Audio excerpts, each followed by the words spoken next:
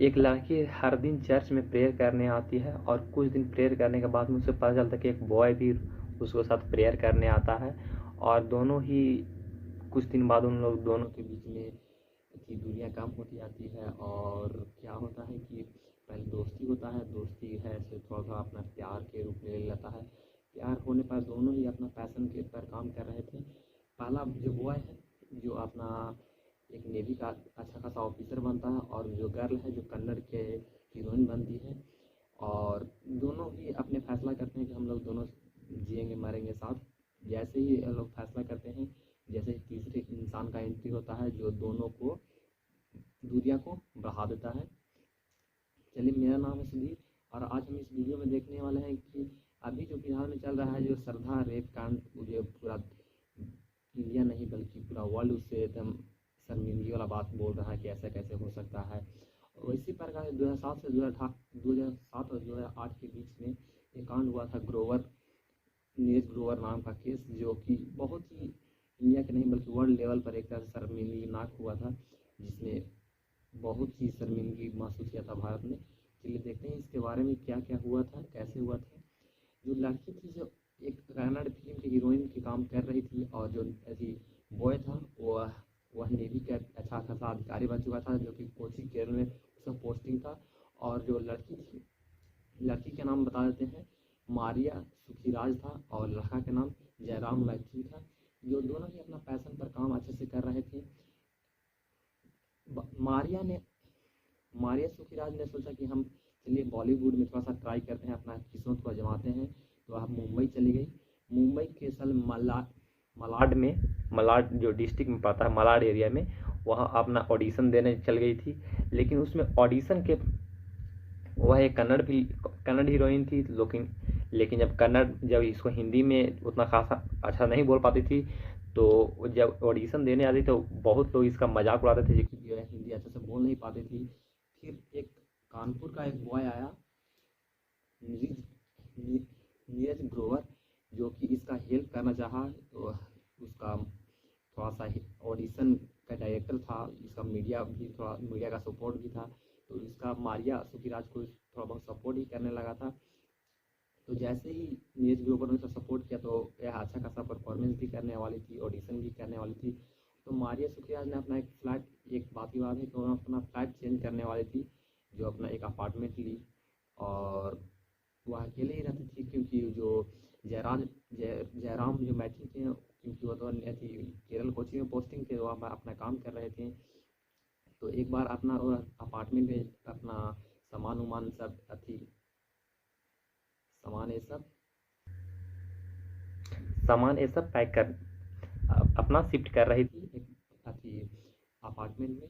तो अथी तो मारिया सुखीराज ने नीरज ग्रोवर को बोला कि आप यदि फ्री हो तो हम अकेले हैं तो आप क्या हमारा हेल्प करेंगे। तो अपने अपार्टमेंट में बुला लिए और अपने दोनों ही सामान को अच्छे से शिफ्ट कर रहे थे। शिफ्ट करते करते रात के शायद साढ़े दस हो गए थे, रात के 10:30 बज रहे थे। उतना ही में ही जयराम मैथ्यू का फ़ोन आया मारिया के पास। जब मारिया जब कॉल उठाने गई तो नीरज ग्रोवर को बोल दी कि आप लोग साइलेंट रहिएगा, उनको पता नहीं चलना चाहिए कि हम लोग यहाँ पर अकेले हैं। हालांकि दोनों का ये इंटेंशन नहीं था कि कुछ गलत करें रात को, बस सिर्फ सामान ही शिफ्ट करने के लिए वो दोनों साथ में थे, ऐसा कोई बात नहीं। लेकिन फिर भी मारिया ने नीरज ग्रोवर को बोल दिया था कि आप लोग साइलेंट रहिएगा। और वह बात करने लगी। जब बात करने लगी तो जो नीरज ग्रोवर का जो सीखने के आया सीख दिया। तो जब सीखा तो इतना भी जोर से सीखा कि मतलब उसको फ़ोन पर जो जयराम मैथ्यू है उसको तक आवाज़ चला गया। तो जयराम मैथ्यू ने बोला कि तुम्हारे पास कौन है। तो वह फोर्स करने लगा और पूछने लगा कि कौन है। तो क्यों मारिया को विवशनीय बताना पड़ा कि मेरे साथ एक डायरेक्टर है नीरज ग्रोवर, जो हमारे साथ हैं, जो एक तरह से सामान को शिफ्ट करने आए हैं। बस इतना ही में क्या कि वो फ़ोन को रख देती है और 2-4 बार बोलने के बाद में फिर वह इंटेंशन से बोलता है, फिर वह फोर्स लेकर बोलता है कि वह गया कि नहीं गया। तो फिर बोल दिया कि वह चला गया है और क्या कि अपना मोबाइल को स्विच ऑफ कर दी। जब स्विच ऑफ कर दी तो दोनों ही अपना जब सामान को अपार्टमेंट में डब्बा खोल खोल कर रख रहे थे।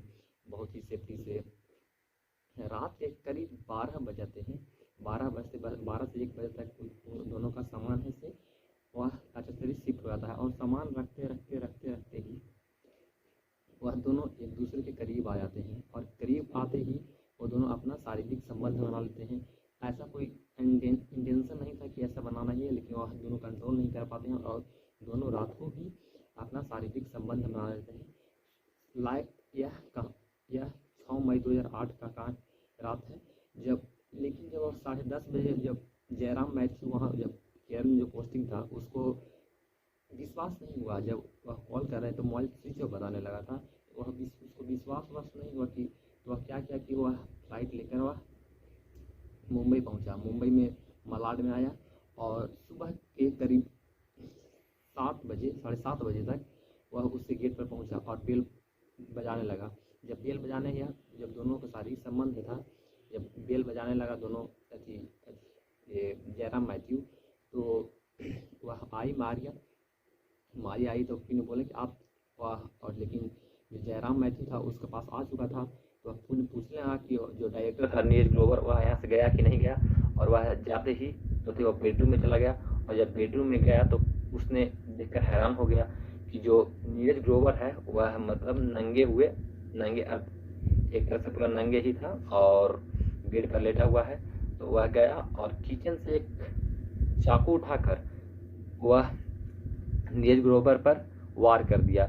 जब वार कर दिया तो वह घायल हो चुका था और एक वार करने पर थोड़ा सा उसको अपना आप में कमजोरी फील हुआ और वार पर वार करते गया। और कुछ देर बाद उसको क्या किया कि वह उस जान से मार दिया। जब जान से मार दिया तो उसका होश आया कि हम लोग मार चुके हैं। तो मारिया और जयराम मैथ्यू दोनों ने फिर से अपना दोनों शारीरिक संबंध बनाए। कुछ देर तक 1 घंटा तक, लगभग 1 घंटा हो चुका था। 10:30 से 9 बज चुके थे, सॉरी 8:30 से 9:30 के बीच में समय हो चुका था। और दोनों शारीरिक संबंध बनाते समय ये सोच लिए थे कि इस बॉडी को क्या करना है। तो उन लोग क्या किया कि जो मारिया मैथ्यू का कोई एक फ्रेंड था उसने एक कार मांगा, रेड कलर का कार मांगा और दोनों मॉल गए। मॉल में से एक काटने वाला चाकू जो बॉडी को काट सके और पॉलीथीन स्प्रे ये सब लाया और रूम पर रखा। रूम पर लाने के बाद में शरीर के करीब 250 से 300 प्लस टुकड़े वो दोनों मिलकर बॉडी को, नीरज ग्रोवर के बॉडी को काटा और पॉलीथीन में छोटा छोटा पैकेट करके वह अपनी कार में शिफ्ट कर दिए। जब कार में शिफ्ट कर दिए तो रात में उन लोग 10:30 बजे वह निकले जंगल की ओर। जब जंगल की ओर भी निकले और बीच में पेट्रोल भी उन लोग लिया कि इसको जलाना है, पूरी तरह से जला देंगे इस बॉडी को तो था पता नहीं चलेगा। तो उनका प्लान भी पूरी तरह से सक्सेसफुल निकला। उन लोग पेट्रोल भी लिए, बॉडी को 300 टुकड़े में काट कर अपने कार में रखकर एक जंगल की ओर तरफ ले गए। जंगल में करीब 12:30 बजे तक उन लोग बॉडी को एक ठिया पर उतार कर पेट्रोल छीट कर उन लोग जला दिए। जब जलाने के बाद में जब उन लोग घर वापस लौटे और पोस्टिंग जयराम मैथ्यू का पोस्टिंग हो चुका था नेवी में थी, केएल के कोची में वो लोग शिफ्ट हो गए। और जब यह कहते ऑफिस में नहीं गया नीरज ग्रोवर तो सबको शक होने लगा कि कहाँ गया, कहाँ नहीं गया। तो इसके बाद पुलिस केस होता है, FIR होता है। तो FIR पर पहुंचने के बाद में FIR होते ही उसमें थोड़ा इस जांच पड़ताल का चलने लगता है। जब जांच पड़ताल चलने पर पता चलता है तो कॉल डिटेल्स के माध्यम से उस कॉल डिटेल्स को ट्रेस किया जाता है। तो पता चलता है कि जो मारिया थी, मारिया के पास ही उसका लास्ट सीन जाता है। तो मारिया को ही पकड़ा जाता है। उसके पकड़ने के बाद में वह ज़्यादा तक पुलिस से टॉर्चर नहीं सह पाती है और पुलिस ज़्यादा तक टॉर्चर नहीं सह पाने के बाद वह सच को उगल देती है। जब सच को उगल देती है तो सच को उगलने के बाद में मारिया को 3 साल की सज़ा और जयराम मैथ्यू के 10 साल की सज़ा हो जाती है। यह घटना एक तरह से पूरा ही शर्मनाक था। और यह पूरा जिस समय अभी जो सरदार रेप कैंड चल रहा है उस समय 2008 के समय भी यह पूरी तरह से बहुत ही क्या कहें इसके बारे में, हम किसी को हर्ट नहीं करना चाहते हैं, लेकिन यही है कि कभी भी ऐसा काम करने से पहले सोचना चाहिए कि ऐसा हम क्यों कर रहे हैं, नहीं कर रहे हैं ऐसे। वहाँ उन दोनों का इंटेंशन यही नहीं शारीरिक संबंध नहीं बनाना था, इसे उस नहीं देखते हुए, अपने गुस्सा पर कंट्रोल नहीं करते हुए जयराम मैथ्यू ने उसे हत्या कर दिया। लेकिन हालांकि जयराम मैथ्यू की 10 साल की सज़ा हुई, लेकिन लड़की के जो सच बताई उसके लिए 3 साल की सज़ा ही हुई। इसीलिए हमारा कोई इंटेंशन नहीं है कि गलत ठा रहा है, लेकिन इससे सीख यही मिलता है कि अपने गुस्सा पर कंट्रोल करना चाहिए। यहाँ पर थोड़ा सा भी दे देंगे पोस्टर कटिंग, और विकीपीडिया पर भी इसका न्यूज़ है। ठीक है, थैंक्स फॉर वॉचिंग। इस वीडियो को लास्ट तक देखने के लिए। आपका थोड़ा सा भी वीडियो पसंद आए तो प्लीज़ सब्सक्राइब करें और प्यारा सा एक कमेंट कर दें ताकि हमें मोटिवेशन मिल सके। Please like share subscribe. Thank you, thanks for watching.